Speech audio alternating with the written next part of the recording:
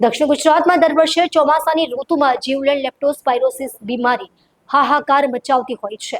આ વર્ષે પણ ચોમાસાની શરૂઆતમાં જ સુરત જિલ્લામાં લેપ્ટોનો પ્રથમ કેસ સામે આવતા આરોગ્ય તંત્ર એલર્ટ મોડ પર આવ્યું છે।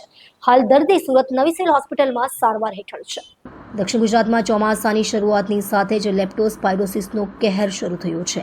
બારડોલી તાલુકાની એક મહિલા લેપ્ટોસ્પાઇરોસિસના સંક્રમણમાં આવી જતા તેને સારવાર માટે તાત્કાલિક સુરતની નવી સિવિલ હોસ્પિટલમાં દાખલ કરવામાં આવી છે। દર્દી હાલ સારવાર હેઠળ છે અને તેનો રિપોર્ટ પોઝિટિવ આવ્યો છે। દર વર્ષે દક્ષિણ ગુજરાતના અંતરિયાળ વિસ્તારમાં વસતા ખેડૂત વર્ગ અને પશુપાલન સાથે સંકળાયેલા લોકોમાં રોગના કેસ વધી જતા હોય છે। જંતુઓની લાળથી ફેલાતા અને ભેજવાળા વાતાવરણ મળતા લેપ્ટોસ્પાઇરોસિસનું સંક્રમણ ઝડપથી ફેલાય છે। આ વર્ષે નોંધાયેલ પ્રથમ કેસ બારડોલી તાલુકામાં આવતા આરોગ્ય તંત્ર દ્વારા જાગૃતિ અને બચાવના પગલાં સક્રિય રીતે હાથ ધરવામાં આવ્યા છે। સ્થાનિક આરોગ્ય કેન્દ્રો, પીએચસી તથા એએનએમ મારફતે સક્રિય સર્વે અને સારવાર કેમ્પો યોજવામાં આવી રહ્યા છે।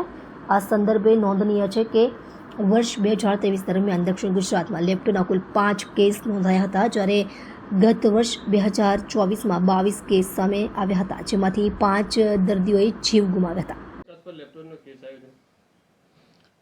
ગત સોમવારના રોજ બારડોલીથી એક મહિલા દર્દી આપણે ત્યાં સસ્પેક્ટેડ લેપ્ટોસ્પાઇરોસિસ તરીકે એડમિટ થયેલ।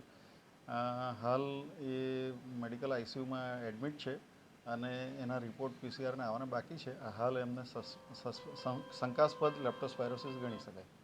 સાહેબ, આ કેસમાં શું નિદાન હોય છે અને કઈ રીતના થાય છે આ લેપ્ટોસ્પાઇરોસિસ? સામાન્ય રીતે આ રોગ ચોમાસાની ઋતુમાં ઘણા લાંબા સમયથી જોવા મળતો હતો। હમણાં છેલ્લા 4-5 વર્ષથી એનું પ્રમાણ ઘટ્યું છે અને મોટેભાગે ખેત મજૂરો અને ખેતી સાથે રિલેટેડ વ્યક્તિઓને થતા હોય છે, જે ઊંઘાડા પગે ખેતરોમાં જતા હોય। મોસ્ટલી જૂન જુલાઈમાં જ્યારે ભાતની રોપણી થતી હોય, ડાંગરની રોપણી થતી હોય તે વખતે એના જંતુઓ પગના પેલા છારા દ્વારા શરીરમાં જતા હોય છે અને પછી શેરડીના સમયે એટલે લગભગ સપ્ટેમ્બર ઓક્ટોબરમાં ફરીથી સ્પાઇક આવતો હોય છે। પણ ઘણા અગાઉ બહુ જ ખૂબ પેશન્ટ હતા દક્ષિણ ગુજરાતમાં। હાલમાં એ સંખ્યા ઘણી ઘટી છે અને કંટ્રોલમાં આવે છે। સાહેબ, કેટલી આમાં ચાન્સીસ બચવાના અને કઈ રીતના નિદાન? એ પેશન્ટનું સ્ટેટસ ખબર પડશે, એનું ડાયગ્નોસિસ થાય પછી તે પ્રમાણે, પણ હાલ આઈસીયુમાં છે, સ્ટેબલ છે। લોકો શું સાવચેતી રાખવી જોઈએ આ સમયે?